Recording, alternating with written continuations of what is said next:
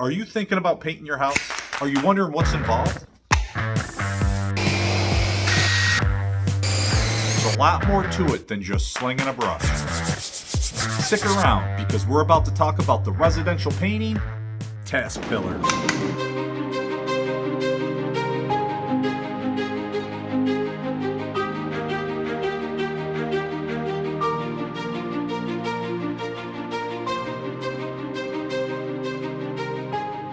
Hey guys, Steve Braun here with the latest episode of the Paint Trainer series right here on Braun's Painting Network. For this episode, I want to talk about the task pillars of residential painting, which are essentially all the various activities or tasks that somebody needs to undergo over the course of a residential painting project. You know, painting gets a bad rap for being this very monotonous and boring activity or trade. But I'm sorry, it's just not true. When you are undertaking a painting project, there are so many different types of things that you need to do and that you're bouncing back and forth between. You are not just doing the same thing over and over and over again. I don't know where that idea came from, but it's not true. And for my money, residential painting is one of the most visually impactful and rewarding things you can do, both as a job and also one of the most rewarding DIY home improvement projects you can make. All right, so let's take a closer look at how I categorize the 5 residential painting task pillars. Number 1, we have setup. Number 2, job site protection. Number 3 is surface preparation and repair. Number 4 is application. And last but not least, number 5 is cleanup. Hey, if you're new to this channel and this is your first time watching, or if you have been watching and you haven't subscribed yet, please hit that subscribe button and hit the notification bell and help this channel grow. Now, I don't have a patent or a trademark or a monopoly on the terms that are used for task pillars. Some other painter or a professional or person might utilize different terminology for the same concepts, but this is how I like to categorize it. Some people might also take these first 3, setup, job site protection, surface prep, and they might combine them all into just calling it preparation or setup. And that's okay, that's understandable, but to me, each of these things are so important and distinct that I like to break them out and really make sure we understand all 5 of these categories, because regardless of what terms are used, the important thing is that each and every one of these things in one form or another should always be a part of a residential painting project, whether you're doing it yourself or if you are hiring a professional. It's important that there is language in a quote or a contract so that both parties really understand what is being provided, good expectations have been set, and you really understand that you are getting a quality service. And you also want to be able to compare competitive quotes. For example, if one quote is cheaper than the other, but the cheaper quote is not going to move furniture around and clean up after themselves when they're done, but the other quote is, you would definitely want to know that before you go ahead and hire somebody. All right, let's take a look at these task pillars and I'll explain what I mean for each of them. So when it comes to setup, there are a few different aspects of that. First and foremost, you need to accumulate and gather the different things you're going to need for the project, your tools and the different types of supplies, materials, or products that are going to be needed for the job. And this is not just paint products. This is what are you going to need for job site protection and what are you going to need for surface preparation and repair. Another aspect of setup is that you need to get your home ready to be a workspace. So assuming the home is occupied, any furniture, decorations, or belonging need to either be moved out of the workspace or you need to move them around the workspace so that you can work around them in the room. Some other things you'll need to do is remove electrical wall plates, hardware, window treatments, doorbell covers, and similar things like that before you can start painting. Another element of setup is, are there any special equipment that might need to be set up for difficult to reach areas? Maybe you need a specific type of ladder or scaffolding, or if you're working outside, you might even need to consider something like a lift or other types of roof access tools to help you get the project done.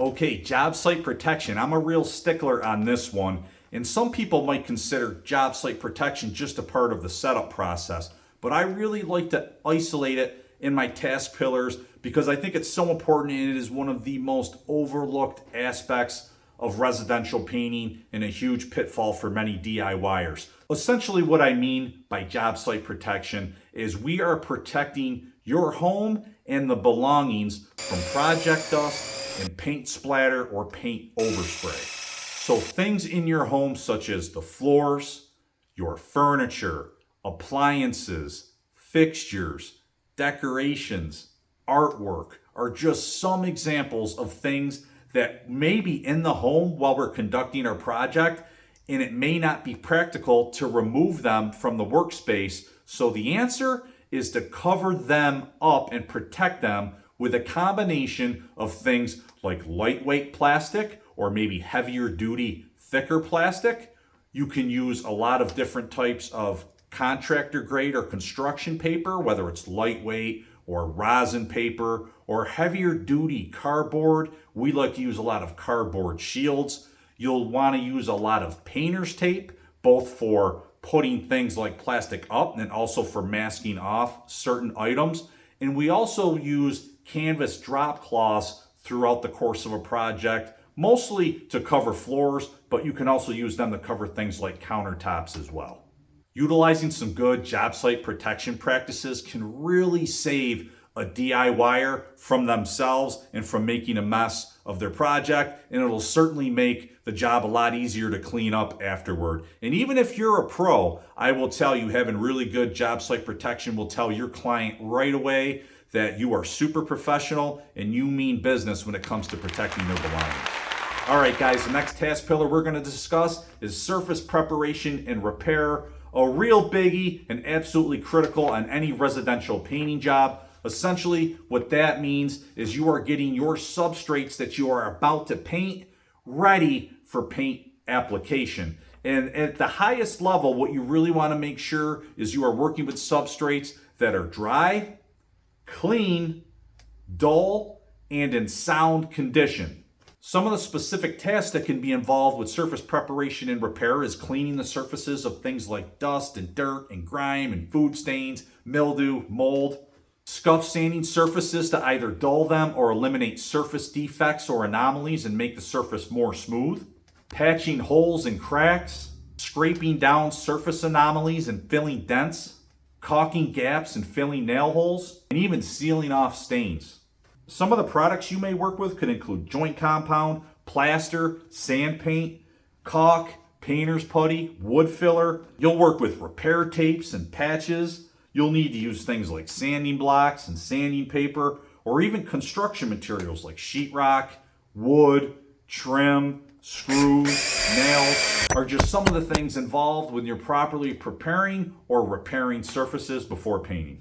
There's a lot of different types of tools that you can work with during this stage, including various hand tools like screwdrivers and wrenches, scraping tools, finishing knives. You also get to work with a lot of different types of guns, like caulk guns, screw guns, nail guns, and we also get to play with cool stuff like power sanders. There is so much involved with surface preparation and repair, and a ton of best practices and rules and things to do to get the best results possible to get ready for a great painting job. So that's why it's super important to be subscribed to an awesome channel like Braun's Painting Network so you can learn how to do all this stuff. The fourth task pillar is the one that probably everybody always thinks of, and that is application of paints and primers. That's the glorious one, where you get to play with brushes and rollers and actually put the paint on and really feel like you're making a big difference and watching everything transform. Paint application is super fun, but it's only as good as all the things you do before it occurs. When it comes to application, the common methods you'll see are working with brushes, rollers, and paint sprayers. There are a variety of different techniques and methods that you use when you're applying paint, depending on a variety of factors, such as what are the substrate types that you're working with? Are you painting inside or outside? Is the property occupied? Is there a lot of belongings inside the home? What are the finish quality expectations of the job? What is expected in terms of efficiency? And if you're working outside, how will the weather impact your ability to apply paint and how you should go about applying paint? You'll find when it comes to applying paint, there is a lot to learn with different types of applicators in terms of sizes and thicknesses, whether it's brushes, how big is your brush, what type of sash does it have, is it angled, is it straight, how thick is your roller nap, what type of quality is the roller nap. When it comes to your sprayers, do you have an airless unit versus an HVLP? What type of sprayer tip are you using and what are the pros and cons of that? So no matter what type of application method you're going to utilize, there's always a lot to learn. And when it comes to paint application, it may have the biggest learning curve to get really good at when you compare it to all the other task pillars. For example, it's a lot easier to get the hang of properly protecting a couch with plastic than it is to cut a really neat, clean line between the wall and the ceiling. All right, last but not least, number 5, cleanup. No great residential painting project is complete without properly cleaning up after yourself. Now, if you have done great job site protection, you're gonna have made your job a lot easier when you go and clean up after yourself. And hey, just because cleanup is listed last here, that doesn't mean that you always have to wait until the very end of the project to start the cleanup process. There is something I like to call intermittent cleanup, which just means that you clean up as you move along over the course of the project to make it even easier at the end of the project when you have to clean up. The other thing is if you are creating piles of debris and dust, you want to make sure that you're not kicking that up all over the project when you have a freshly painted wall and you have dust in the air that's going to land on your beautiful new finish. The big thing here is that you just want to confirm and make sure that the workspace is as clean or more clean than when you found it. You want to make sure that there's no evidence of project dust or paint splatter and that everything is put back into place, like your furniture and any hardware you took off is put back on. And don't forget, all that job site protection material that you put down, we need to get all that up and throw it away. Well, there you have it, guys. That is my breakdown of the residential painting task pillars. If you'd like to learn more about what's involved with painting projects, then I'd recommend you check out this video titled Painting 101, where I break you through an in-depth breakdown of the top 10 factors that are involved with a residential painting project. If you want to learn more about these task pillars and specific skills and strategies involved with each, then I encourage you to subscribe to Braun's Painting Network today, because we're going to be creating content all year long about all of this stuff.